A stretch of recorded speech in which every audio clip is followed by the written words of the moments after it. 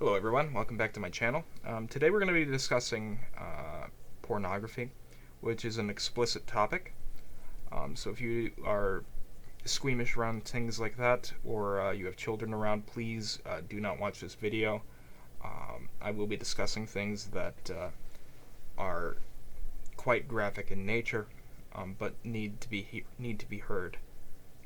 Pornography is a social ill that is widespread in our culture these days. It is everywhere. Pornography is so widespread that the average age of someone being exposed to pornography for the first time is around the age of 12 years old. And with mathematics, with averages, that means the true youngest age that people are being exposed to pornography is way lower. People are getting exposed to pornography at as young as 8, 9 years old. Children, literal children. Pornography is so available on the internet that you can find it simply by typing it into Google, and thousands upon thousands, if not millions, of results will pop up instantly. This is the kind of depravity that our culture festers in. This is something that hasn't existed for millennia. And with the advent of the internet, it is now widespread and easily accessible for most people. Before the invention of the internet, pornography had to be acquired through special stores or through buying like Playboy magazines or something like that. And even back then, like if you look at like a Playboy magazine or something, it's not as explicit as, say, internet porn, or even worse, like paid porn. These things that are being peddled to the masses are extremely explicit and extremely graphic. Most of the porn that is available on the internet is extremely disgusting and degenerate. A lot of it is abusive towards women and demeaning towards the performers within it. And not only that, it also increases the ability for human traffickers to make money off of their products, which it's very dark to refer to people as products, but in the world of human trafficking, that's what they do. A lot of pornography that exists is created through human trafficking. And the ones that are not are a lot of the performers that are involved in pornography are underpaid. They're on drugs. They're alcoholics. They're abusing methamphetamines and other sorts of cocaine.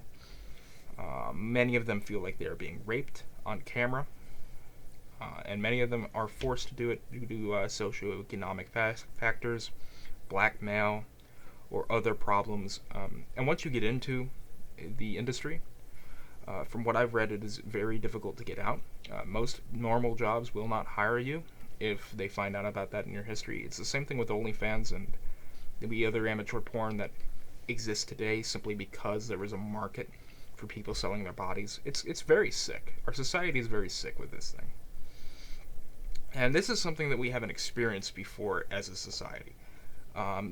This used to be on the fringe of society. Like, this is society, and all of this stuff is over here. You had to really go out of your way to get it. Now you don't. You do not have to. You could just whip it up right on your cell phone. Boom, there it is. You can just, there it is. The most disgusting things you can ever imagine. And it's right there. In previous generations, this wasn't a thing. Degeneracy did exist, but it was a lot harder to come by. And this is just another symptom of the sexual revolution, another consequence of the abandonment of morals and God in this country. And it is affecting people. Like it or not, it is affecting people. Promiscuity has gone up in our culture, and I blame many things, but pornography is part of the reason why. People think it is completely normal to have sex with people with no strings attached, which is absolutely disgusting and incorrect. But it also has led to the rise of what are called incels. Incels watch pornography and they think that they are owed sexual gratification from women. And it also, watching pornography does desensitize you to sex and normal sex, which will create a longing for more and more depraved actions to satisfy what you need. I've seen this happen on many occasions where people will devolve in their state of well-being simply because of pornography. Pornography also increases the market for more and more depraved pornography. It also pushes grounds on the LGBT plus community. There is many cases of people watching pornography of different genders that they're not attracted to normally, simply because of the desensitization that porn causes. Porn also erodes the soul. It leads to malaise and to despair. It fries the dopamine receptors within the brain, so you actually will become less and less happy the more that you watch. It's a waste of time. It's just evil. And the sad part is, like, all of the money that goes into the industry are going to people that are just evil people. The industry is run by some of the worst people in the world, in terms of their morals and ethics. The drug cartels and all that stuff have their money in it. Of course they do. Human trafficking is involved. And a lot of these performers are manipulated into doing things that they would not do otherwise. It's really a sad state of affairs. Now, what can we do about this issue? Which is a major issue of our times, and one of the most important social issues that we as Christians have to deal with. And a lot of libertarian-minded Catholics and Christians will not come to the answer that is necessary. A lot of people will hide behind the barrier of free speech, of First Amendment. They have the right to do these things because of the First Amendment. Well, they don't. That's the problem. If you care about society and the well-being of future generations, pornography as a whole must be regulated at least. And in most cases, I believe that it should be banned entirely. Now, people say that that's not possible. It's not possible to ban porn. It's not possible to do this. See, the problem with that is it is entirely possible to do this. In fact, there's porn that is already illegal. Yes, there are black markets for it, but it is already illegal, and it is very hard to come by things that are illegal like that. So you could do that with regular pornography. I don't understand why you can't. And to say that it is protected under the First Amendment, it's not. Obscenity is not protected by the First Amendment. If that was the case, then public indecency would not be a crime because you're just expressing yourself. But obscenity is literally not part of the First Amendment. So you could ban pornography. In fact, pornography was banned for basically the entire duration of the United States up until the 50s and 60s. It would be very easy to ban it. And at most, regulate it. Because right now, children can access it at any point. At any point, someone under the age of 18 can access these things. And do you know how damaging it is for a young person under the age of, say, 16 to view these things? It has the same effect on the brain as hard drugs.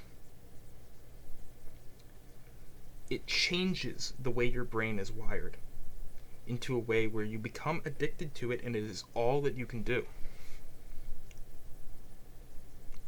We must put a stop to this. My libertarian and liberal Christian friends will say, no, we can't do that. We can't enforce our morals. We can't do that. What is the point of government? What is the point of government? It's not just to provide roads and police and, security and military. No, the point of the government is to enforce society's morals. And if something like this is legitimately damaging people and legitimately damaging our society, then we must take action. And we must be proactive in this, and we must ban it. This is not a slippery slope, you could ban this, you could ban, free speech. No, it isn't. Obscenity is already illegal.